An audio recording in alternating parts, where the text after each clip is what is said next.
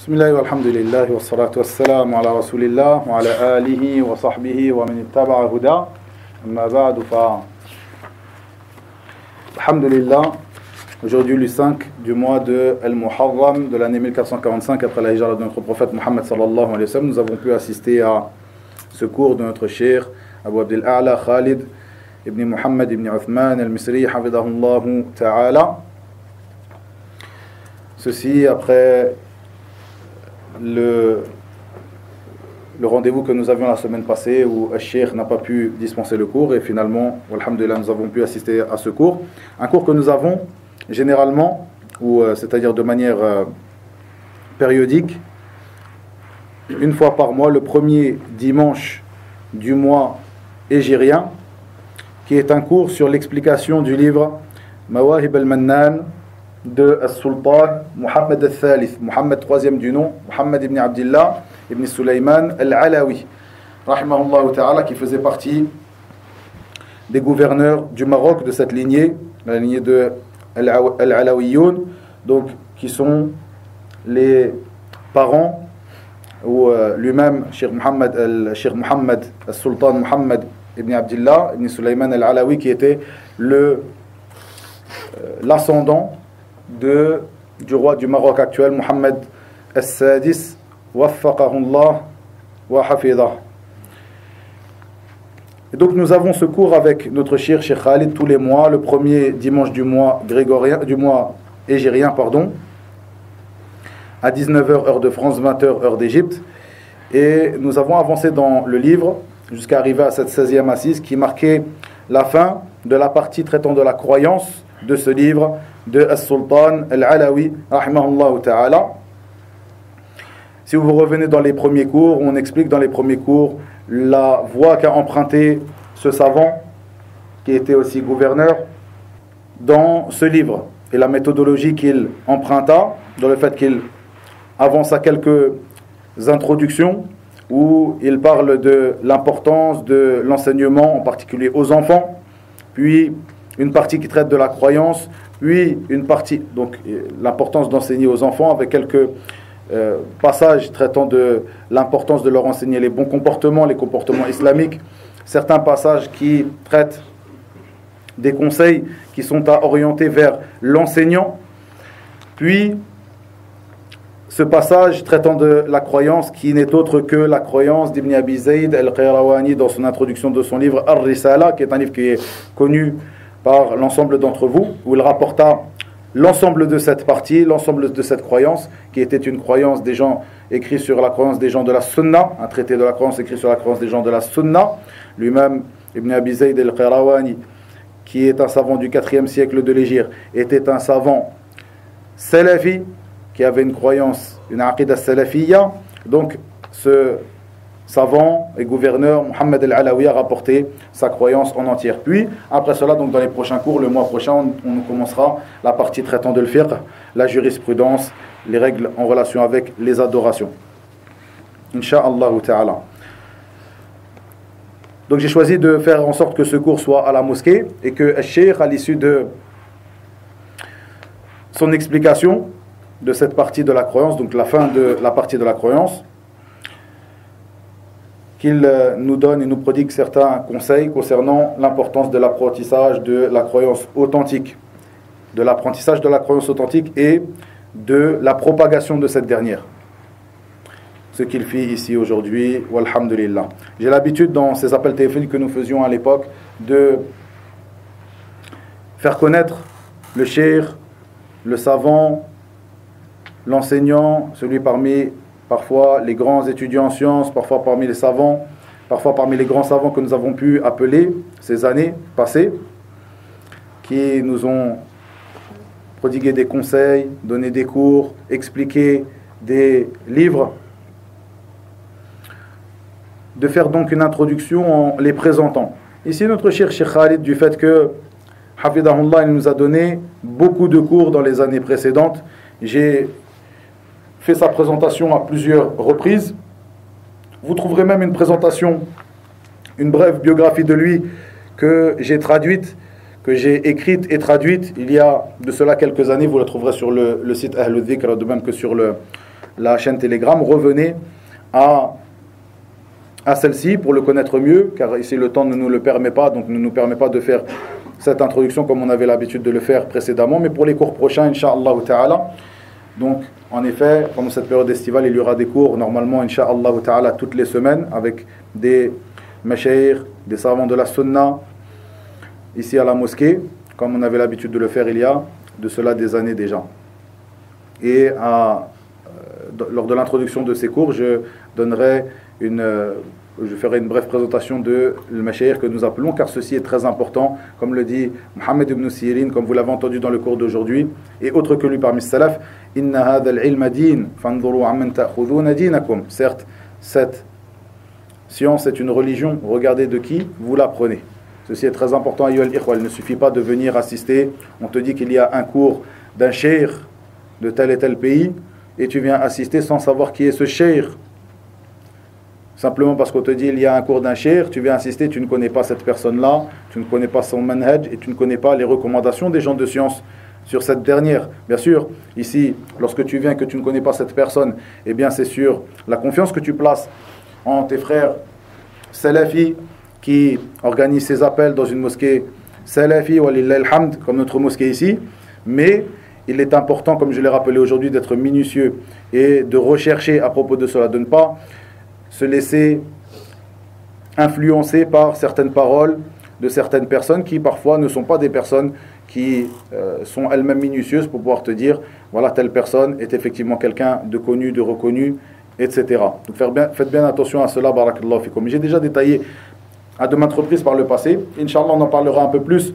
Ici, le temps ne nous le permet pas, mais dans les cours prochains, on en parlera un petit peu plus, surtout dans cette introduction, cette présentation que je fais du shirk que l'on appelle, pour inculquer aux frères cette base, ce fondement qui fait partie des fondements de as-salafiyya, de cette voie, de cette méthodologie, la méthodologie des pieux prédécesseurs, le fait que tu ne viens pas prendre la science, la chose la plus précieuse pour toi, la science dans ta religion, donc la religion qui est la chose la plus précieuse pour toi, auprès de quelqu'un que tu ne connais pas, ou que tu ne connais que partiellement par l'intermédiaire de certains on-dit. Et vous l'avez entendu aussi, barakallahu fikum, dans les cours du dimanche, l'explication du Sahih de l'imam al-Bukhari, l'interdiction du prophète sallallahu alayhi wa sallam des on-dit, al-qil wal-qal. Ceci est très important, donc il faut que tu sois sur une science certaine quand tu apprends ta religion. Barakallahu fikum. Donc, le Cheikh Khalid, je ne ferai pas sa présentation, hafidahullah, car je l'ai déjà faite à de maintes reprises et vous la trouvez même écrite. Une traduction que j'ai faite il y a de cela des années, vous le trouverez sur le site, sur le Telegram et autres que cela. Donc revenez à cette présentation, même des présentations audio, il y en a plusieurs, du fait que Cheikh, Zallah Khair, lorsque nous faisions ces appels téléphoniques, que nous avons fait pendant des années, durant, tous les étés, Cheikh, à chaque fois, il donnait du temps. Walhamdulillah. Ceci fait partie aussi des bénéfices que nous retirons de ces appels téléphoniques, le fait de savoir et de voir que les savants de la sunna ont du temps pour leurs enfants, leurs frères, leurs élèves, ceux-ci aux quatre coins du monde. Ils ont du temps. Ce n'est pas vrai de se dire qu'ils n'ont pas le temps, donc c'est pour cela que nous ne prenons pas d'eux, ou nous ne revenons pas vers eux, etc., etc. Plutôt, comme je l'ai répété à de maintes reprises, le rôle de l'étudiant en sciences est de mettre les gens de la masse en relation avec les savants. Ceci est son rôle.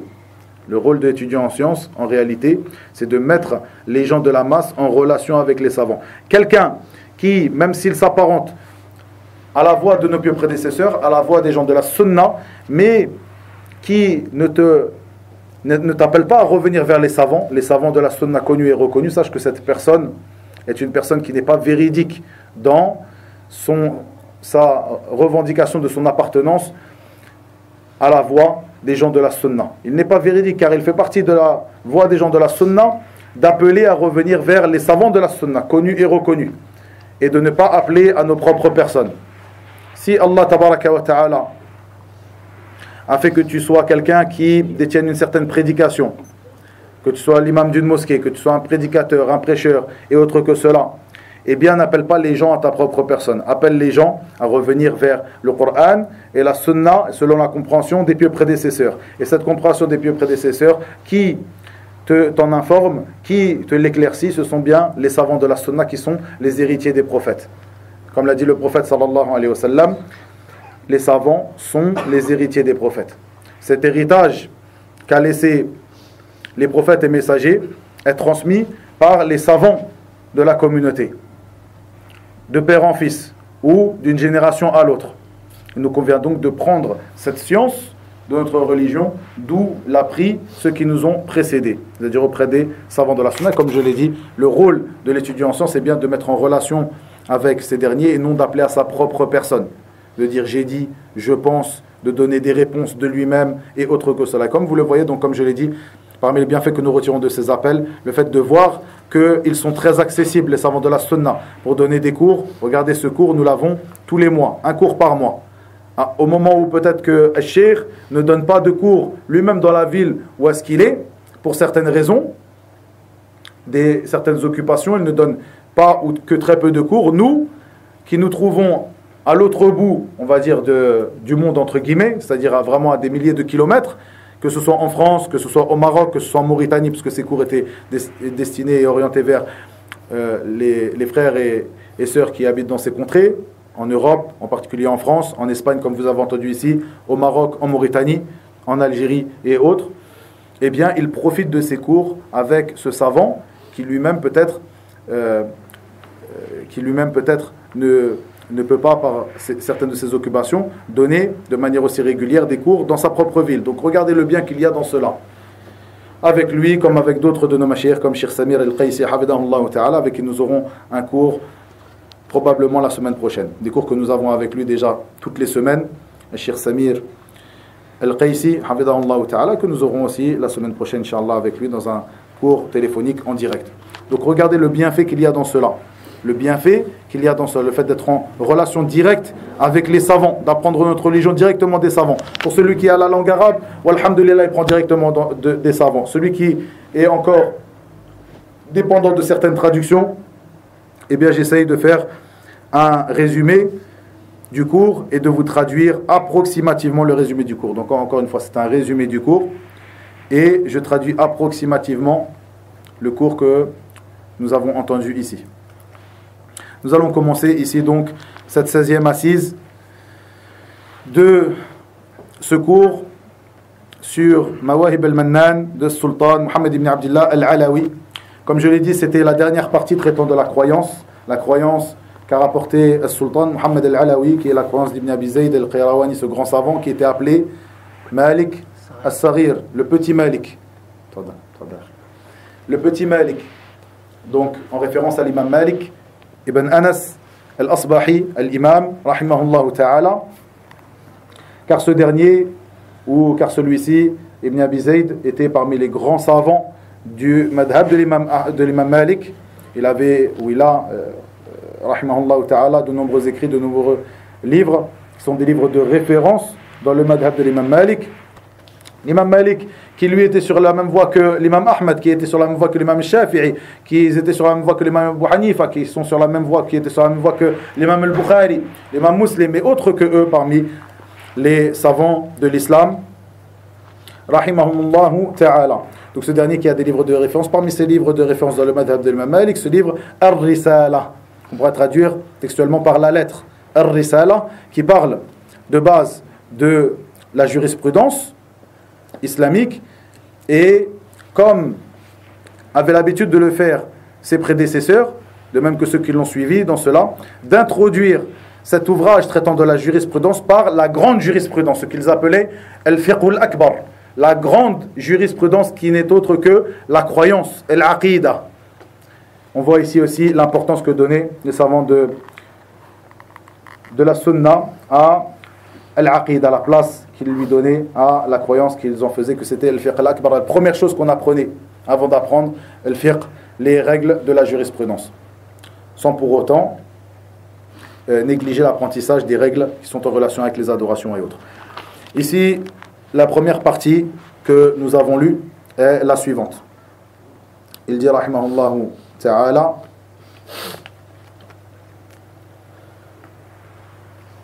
dans le sens: il est aussi obligatoire de croire que l'on n'évoque pas un des compagnons du messager sallallahu alayhi wa sallam, si ce n'est de la meilleure des manières. Avant cela, excusez-moi, cette partie que Cheikh avait déjà expliquée la semaine passée, en fait, j'ai lu cette partie-là pour introduire donc cette partie qu'il devait lire, mais Cheikh Zallah Khair a redonné un détail concernant cette partie. Il dit: les meilleurs des compagnons sont les califes droits et bien guidés, Al-Khulafa al-Rashidoun al-Mahdiyoun. Abu Bakr, puis Omar, puis Uthman, puis Ali. Qu'Allah les agrée tous. Il dit, ceci est la croyance, il dit Cheikh Abdallah Ta'ala dans le sens. Ceci est la croyance des gens de la Sunna concernant As-Sahaba, radiyallahu anhum ajma'in, les compagnons du prophète sallallahu alayhi wa sallam. Cette croyance qui nous a été rapportée ici par As-Sultan Al-Alawi dans cette partie qu'il a pris, comme je l'ai dit ici, que Cheikh nous rappelle qu'il a pris cette croyance de l'introduction d'Ibn Abi Zayd al-Qarawani de son livre Ar-Risala al-Lettre, qui est un résumé, comme l'a dit Cheikh ici, un résumé de la croyance des gens de la Sunna. Il rappela ici ce qui est en relation avec une chose à propos de laquelle certaines personnes ont divergé, mais il dit que l'ensemble des gens de la Sunna sont d'accord sur cette base qu'est le classement de ces derniers, les 4 califes bien guidés, leur classement dans l'ordre de Al-Khilafa, dans l'ordre du gouvernorat. Et ceci est un consensus chez les gens de la Sunna, chez les imams de la Sunna. Le fait qu'ils étaient tous d'accord sur le fait que le classement était le suivant, comme évoqué ici Abu Bakr, donc celui qui avait le plus le droit au califat, au gouvernorat, celui qui était le plus en droit, et ceci comme c'est arrivé réellement. Abu Bakr, puis Omar, puis Uthman, puis Ali. Le Cheikh nous dit que ceci est un consensus auprès des savants parmi as-salaf, parmi nos pieux prédécesseurs. Et la divergence qui est évoquée à ce sujet, Cheikh l'avait déjà évoqué la semaine passée, donc comme je vous l'ai dit, est une divergence concernant le mérite de ces 2 derniers. Certains parmi nos pieux prédécesseurs avaient divergé sur le mérite qu'il y avait entre ces 2 derniers, entre Uthman et Ali. Certains ont préféré Ali à Uthman, et certains préféraient Uthman à Ali. Cette divergence qui était au début, puis qui a disparu avec le temps, c'est-à-dire que la croyance des gens de la Sunna s'est affirmée sur le fait que le mérite est du même ordre que le califat. Abu Bakr, Omar, Uthman, Ali. Ceci dans le droit au califat, au gouvernorat, comme dans le mérite. Abu Bakr est plus méritoire que Omar, qui est plus méritoire que Uthman, qui est plus méritoire que Ali. Radiyallahu anhum ajma'in. Il nous dit, Cheikh, que les compagnons et ceux qui les ont suivis se sont accordés sur cela. Puis, Cheikh nous évoqua le fait que Al-Khilafa, c'est-à-dire le gouvernorat ou le califat, a duré 30 ans. Puis ensuite est venu, donc 30 ans auprès des musulmans, puis ensuite est venue la royauté. Et ceci concerne le califat, comme l'a évoqué ici l'imam Ibn Abi Zayd, le califat droit qui est donc Al-Khilafa al-Rashida. Il nous évoqua ce hadith rapporté par Safina, radiyallahu anhu, qui est un compagnon, qui était un servant du prophète Muhammad sallallahu alayhi wa sallam. Donc Safina, qui a dit dans le sens de ses paroles, il rapporte du prophète sallallahu alayhi wa sallam qui a dit dans le sens de ses paroles, le califat dans ma communauté est de 30 années. Puis ensuite vient la royauté. Et Safina d'évoquer à la fin de ce hadith et de dire, compte le califat de ces 4 personnes, tu trouveras 30 années, dans le sens de ces paroles. Puis Cheikh nous détaille, nous dit que Abu Bakr, radiyallahu anhu, quand a-t-il gouverné? Quand a-t-il pris le gouvernorat, le califat? Aya Shabab. À la mort du prophète sallallahu alayhi wa sallam. Ahsant, en quelle année? En l'an 11 de l'Hégire. Puis Omar, en quelle année? En l'an 13. Donc un an après, parce qu'en l'an 11, mais ce n'était pas au début de l'an 11, donc en l'an 13 de l'Hégire. Donc après un an du califat de Abu Bakr, environ. Un peu plus d'un an. Puis Omar, donc en l'an 13. Jusqu'à quelle année? 23. Hein? Là. Hein? En quelle année? Uthman a pris le califat. En l'an 35 de l'Hégire. En l'an 35 de l'Hégire, Uthman a pris le califat. Puis Ashir nous dit que Ali prit le califat pendant une durée d'environ 5 ans. Environ 5 ans. Et il nous rappela aussi que Al-Hassan, le fils de Ali, prit le califat pendant 6 mois. Et lorsque tu comptes l'ensemble de ces années, nous trouvons que le califat droit a terminé en l'an 41. L'année où Muawiyah ibn Abi Sufyan a pris le gouvernorat des des musulmans, et c'est ce qu'on appelle ici, donc ce qui a été évoqué par dans le hadith de Safina, al-mulk, donc la royauté. Al-Shir nous dit donc que en l'an 41, après la prise du califat de Al-Hassan, la communauté a divergé. La communauté a divergé.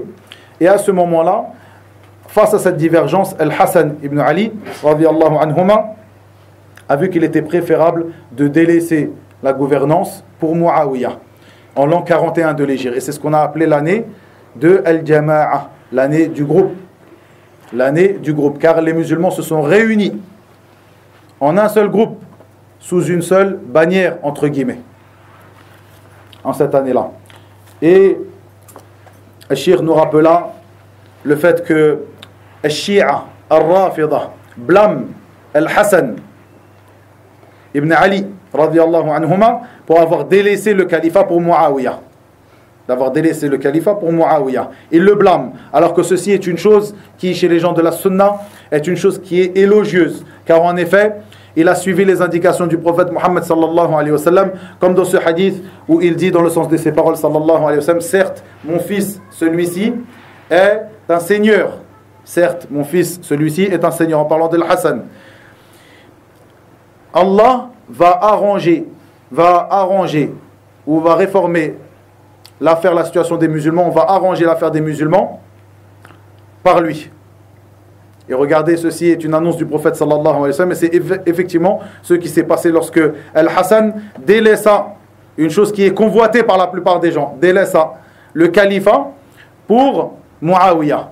Ceci afin que les musulmans se réunissent sous une seule bannière, entre guillemets. Nous avons évoqué ensuite sa parole, rahimahullah ta'ala, où il dit: il est obligatoire de croire que l'on n'évoque pas un des compagnons du messager sallallahu alayhi wa sallam, si ce n'est de la meilleure des manières, de s'abstenir de parler de leurs disputes, qu'ils sont les plus en droit, qu'on leur trouve les meilleures excuses et que l'on ait sur eux les meilleures pensées. Puis, Shir dans son explication a expliqué une partie de cela, puis il dit: et parmi les obligations religieuses, l'obéissance aux dirigeants des musulmans. L'obéissance aux dirigeants des musulmans parmi leurs gouverneurs et leurs savants. Le Cheikh nous dit que ici, Ibn Abi Zayd al-Qayrawani nous parle de l'obéissance qui fait partie des fondements des gens de la Sunna. Ceci d'après la parole d'Allah tabaraka wa ta'ala, dans le sens de ces paroles: ô vous qui avez cru, obéissez à Allah, obéissez à son messager et à ceux qui détiennent le commandement parmi vous. Il nous dit, le Cheikh Hafidahullah, que Al-Hafid ibn Kathir nous dit dans son tafsir que les gens qui détiennent le commandement, Ulul Amr, les gens qui détiennent le commandement sont les savants et les gouverneurs, comme évoqué ici Ibn Abi Zayd al-Qayrawani. Les savants et les gouverneurs. Et il est impératif de leur obéir. Car en effet,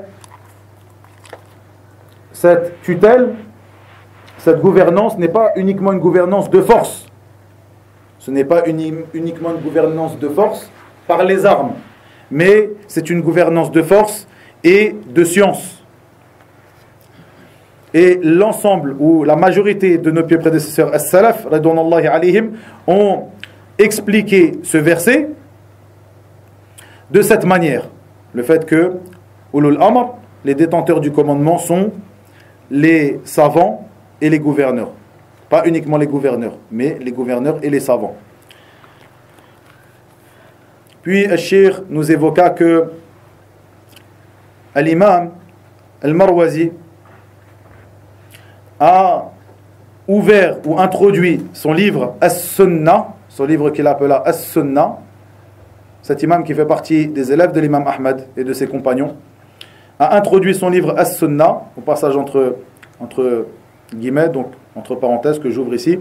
Ce livre As-Sunnah de Mohammed ibn Nasr al-Marwazi est un livre que notre Cheikh Khalid connaît très bien puisqu'il l'a vérifié. Il a fait le tahqiq de ce livre dans une édition qui fait partie des meilleures des éditions que vous trouvez même sur Al-Maktab al-Shamila pour ceux qui connaissent, qui est le tahqiq de notre Cheikh Khalid, qui a été édité précédemment aux éditions Al-Athar, que vous pouvez retrouver encore et qui est la meilleure édition de ce livre.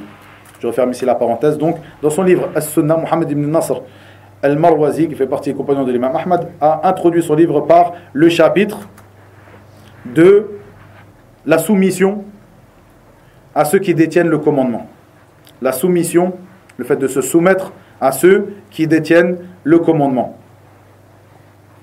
Puis il rappela dans ce chapitre le fait que l'absence de soumission à ceux qui détiennent le commandement faisait partie des signes, des caractéristiques des gens de l'époque anté-islamique. Et Cheikh de nous dire que ceci et ce sur quoi étaient les tribus de Najd et de l'Hijaz, donc de la péninsule arabique de manière générale, à l'époque de Muhammad ibn Abdul Wahhab, rahimahullah ta'ala. Ce savant qui vint réformer les croyances dans la péninsule arabique et qui appela à la soumission parmi ces choses, ces principes auxquels il appela la soumission au gouverneur. Le Cheikh nous dit qu'à cette époque-là, à l'époque du Cheikh al-Islam Muhammad ibn Abdul Wahhab, qui est mort en quelle année les frères? Pour se situer, Muhammad ibn Abdul Wahhab 1206, Ahsantum. Donc au XIIIe siècle de l'Hégire. 1206, il y a à peu près combien? 239 années, c'est bien ça? 239. On est en 45 aujourd'hui. Il n'est pas mort en 1792. On a dit en Hijri, 1206. Aujourd'hui, on est en 1445. Donc il y a 239 années. Donc ce dernier, rahimahullah ta'ala, qui vint pour réformer les croyances, et parmi ces choses qu'il réforma et à laquelle il appela, le fait de se soumettre au gouverneur. Le fait de se soumettre au gouverneur. Car à cette époque, comme le dit Cheikh, les musulmans étaient divisés.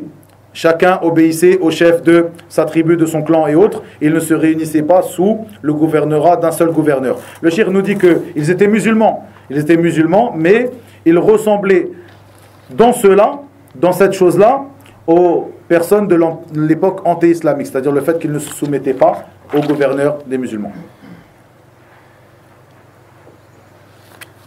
Puis le Cheikh nous dit que les musulmans se sont divisés à partir de l'époque de Uthman radiyallahu anhu, puis ils se sont réunis le jour ou l'année de Al-Jama'a, à l'époque du début du califat de Muawiyah, puis ils se sont encore divisés. Puis Cheikh nous rappela une partie historique concernant l'État islamique entre guillemets en Andalous aussi, car en effet vos frères de Masjid Tawhid de la ville de Bilbao écoutaient avec nous le cours, et ce cours était destiné, bien sûr, les frères écoutent avec nous ce cours tous les mois. Ce cours était destiné aussi à eux, ou était orienté aussi vers eux avec nous. Donc Cheikh a rappelé le fait que l'Andalous a été ouverte, est rentrée sous la gouvernance des musulmans, en tout cas pour une partie d'entre elles au départ, en l'an 92 de l'Hégire. Lorsque Moussa ibn Nusayr a envoyé, au début en l'an 91, il envoya un groupe pour s'enquérir de l'état des gens dans cette péninsule, la péninsule de l'Andalous, donc l'Andalousie. Ensuite, l'ouverture se fit pendant le mois de Ramadan de l'année 92 de l'Hégire.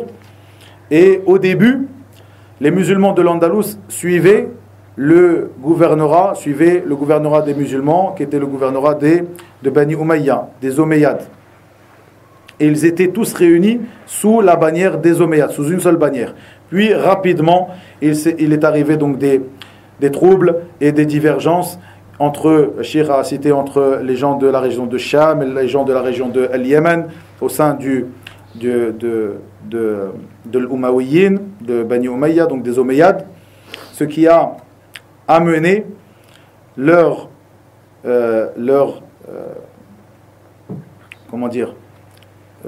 état, l'état des Omeyyades, à se diviser jusqu'à tomber en 132,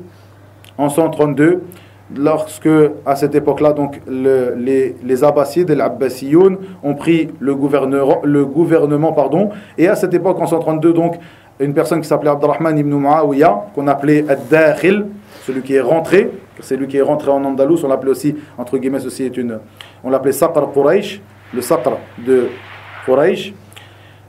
En 132, lorsqu'il a fui, donc il a évité le massacre, car lui-même faisait partie de la famille des Omeyyades, il a évité le massacre qui a été opéré par les Abbasides à cette époque, donc il a fui et est rentré à Dakhil, c'est pour ça qu'on l'appelle comme ça, celui qui est rentré en Andalous. Et à ce moment-là, il a fondé l'état des musulmans en Andalousie. C'est lui qui était le gouverneur de cet état à ce moment-là. Donc après que, bien sûr, les musulmans étaient déjà rentrés, comme on l'a dit, par le passé en Andalouse, mais lui, il fonda un état, un nouvel état, qui n'était pas, qui ne suivait pas, qui n'était pas sous le joug des Abbassides. C'était un état que lui-même gouvernait. Et donc les gens ces sujets, ou les musulmans qui étaient là à ce moment-là, lui obéissaient à lui, et non aux Abbassides. Et Cheikh nous dit, ce qui est à retenir ici, c'est quelque chose qui est très important, les frères, ceci est très important, car comme je l'évoquais par le passé, les gens parmi Al-Khawarij, Takfiriyoun, insistent sur ce point. Il est important de maîtriser ce point-là. Le Cheikh nous dit, ce qui est à retenir ici, c'est que si chaque contrée, parmi les contrées des musulmans, se retrouve à avoir un gouverneur qui dirige cette contrée, en dehors d'un gouverneur qui dirigerait, ou à défaut d'un gouverneur qui dirigerait l'ensemble des musulmans. Si chaque contrée se retrouve à avoir un gouverneur qui dirige cette contrée, eh bien il est obligatoire de lui obéir. Il est obligatoire de lui obéir, et même si on n'a pas un gouverneur qui gouverne l'ensemble des musulmans. Et ceci est l'état, comme nous le dit Cheikh Hafidahullah, de l'ensemble des pays musulmans de nos jours. L'ensemble des pays musulmans, on soit un gouverneur, un roi ou autre qui les gouverne. Il est obligatoire pour tous les sujets de ce gouverneur de lui obéir. Ici, on rentre clairement dans ce fondement que nous avons lu ici dans la croyance d'Ibn Abi Zayd al-Qayrawani. Et le Cheikh de nous dire, on ne dit pas, et ceux qui disent cela, il n'y a que Al-Khawarij qui dit cela, comme nous le dit Cheikh, il dit, on ne dit pas qu'on ne leur obéit pas, on ne leur obéit pas jusqu'à ce qu'il y ait un gouvernorat général qui dirige l'ensemble des musulmans. Mais plutôt, chacun gouverne la contrée qu'il gouverne, et les gens, ces sujets, doivent lui obéir. Puis, nous terminons le cours d'aujourd'hui par cette parole où il dit, rahimahullah ta'ala, Ibn Abi Zayd, il dit, puis le suivi des traces, donc parmi les fondements ici, de la croyance de nos pieux prédécesseurs, le suivi des traces des pieux prédécesseurs, la demande du pardon en leur faveur, le délaissement de la polémique et de la controverse au sujet de la religion, et le délaissement de ceux qui innovèrent, les innovateurs. Ici se termine cette partie traitant de Al-Aqidah, dans ce livre Mawahib al-Mannan de Sultan Mohammed ibn Abdullah al-Alawi, rahimahullah ta'ala. Al-Cheikh Khalid de commenter et de dire, ici il visa par cette parole le fait de mettre en évidence le mérite du suivi des meilleures des générations, les 3 premières générations, et de délaisser, comme il l'a dit ici, la controverse et la polémique en religion. Ceci car si nous trouvons quelqu'un qui veut polémiquer avec nous suivant ses passions ou selon ses passions, et non qui cherche à polémiquer pour arriver à la vérité, mais qui cherche à polémiquer avec nous pour suivre ses passions, ou à propos de ses passions, nous lui disons repars, et nous ne lui ouvrons pas la porte de la polémique. Car à ce moment-là, lorsque tu lui ouvres la porte de la polémique, il sentira qu'il a un poids, qu'il vaut quelque chose, qu'il a une valeur, alors que ce n'est pas le cas. Et c'est pour cela que nos pieux prédécesseurs étaient les gens les plus éloignés de cela, de la polémique en religion. Il est rapporté en effet de Ayyub as-Sirtiyani, rahimahullah ta'ala, que l'on venait à lui et on lui demandait, accorde-moi de m'écouter sur un mot. Je te dis un mot, je te dis une parole. Et Ayyub de dire même pas la moitié d'une parole. Je ne t'autorise même pas à me dire la moitié d'une parole. Lorsqu'une personne parmi les gens des passions venait le voir et lui disait, je veux juste te dire une parole, parler avec toi, polémiquer avec toi, je te dis juste une parole, il disait même pas la moitié d'une parole. Il est rapporté aussi de Mohammed ibn Sirin qu'une personne est venue le voir et lui a dit, ou 2 personnes pardon dans le Athar sont venues le voir et lui ont dit, je te lis, ya Abu Bakr, s'appelait Abu Bakr, ya Abu Bakr, je te lis un verset. Il dit non. Je te lis alors un hadith. Il dit non. Partez. Et ses compagnons qui étaient auprès de lui sont venus lui voir et lui ont dit un verset du livre d'Allah ou un hadith. Pourquoi tu ne leur autorises pas à te lire cela? Qu'est-ce que cela va te nuire d'écouter un hadith ou un verset? Et Mohammed ibn Sirin de répondre dans le sens de ses paroles, j'ai eu peur qu'il le récite et qu'il lui le dénature ou le falsifie, et que cette falsification dans son interprétation de ce verset ou de ce hadith tombe dans mon cœur. Donc nous voyons ici que, comme le dit notre cheikh, que nos pieux prédécesseurs avaient peur pour leur religion et leur cœur de se mélanger, de polémiquer avec les gens des passions. Puis le cheikh évoqua quelque chose qui lui est propre. Il dit: certains de nos frères étaient étonnés lorsque je leur ai demandé de délaisser, de faire le hajr, le délaissement, le boycott de certaines personnes. Des personnes qui polémiquaient selon leur passion, à propos du faux, selon leur passion, et qui suivaient leur passion. Il dit: ces personnes-là peuvent être des gens de la masse, parmi les gens de la sunna, de la masse des musulmans, mais à ce moment-là, ils ont voulu polémiquer selon leur passion. J'ai demandé donc de faire le hajr de ces personnes-là, afin de préserver nos cœurs et nos religions. C'est-à-dire qu'il est possible que ces gens-là soient des gens de la sunna, mais que nous nous écartions d'eux à cause de cette chose-là, le fait que ce sont des gens qui polémiquent en religion, et qui cherchent la controverse en religion, et à suivre leur passion. Puis, le cheikh termina le cours en disant que le sultan Mohammed ibn Abdillah ibn Sulaiman al-Alawi, rahimahullah ta'ala, celui qui a écrit ce livre Mawaïb al-Mannan, était un gouverneur qui dirigeait les gens de Al-Maghrib, qui était donc Mohammed al-Thalith, le troisième du nom. Le gouverneur actuel est Mohammed ibn al-Hassan al-Sadis, donc le sixième du nom. Hafidahullah ta'ala wa faqah. Et le cheikh doit dire que ce gouverneur, Mohammed al-Thalith, Mohammed ibn Abdillah, donc l'auteur du livre Mawaïb al-Mannan, était quelqu'un qui suivait la voie des pieux prédécesseurs.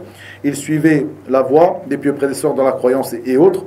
Et cheikh termina le cours en faisant une invocation ou des invocations pour l'actuel gouverneur, de même que pour l'ensemble des gouverneurs des musulmans, mais en particulier pour l'actuel gouverneur du Maroc, donc Sultan Mohammed al-Sadis, Mohammed sixième du nom, Mohammed ibn al-Hassan, rahimahullah, wa hafida Muhammadan al-Sultan, wa faqa, afin que, donc il fit dua que ce dernier suive la voie de son ancêtre, Mohammed al-Thalith, sur ou dans la propagation de la croyance de nos pieux prédécesseurs, l'appel à celle-ci, et autre que cela parmi des invocations qui, je le rappelle, fait partie de la sunna, le fait d'invoquer en faveur du gouverneur, à l'inverse de la voie de l'Khawarij qui blâme le gouverneur et n'invoque pas pour lui. Le cheikh suivait ici à la fin de ce cours donc la sunna de nos pieux prédécesseurs, le fait d'invoquer en faveur du gouverneur.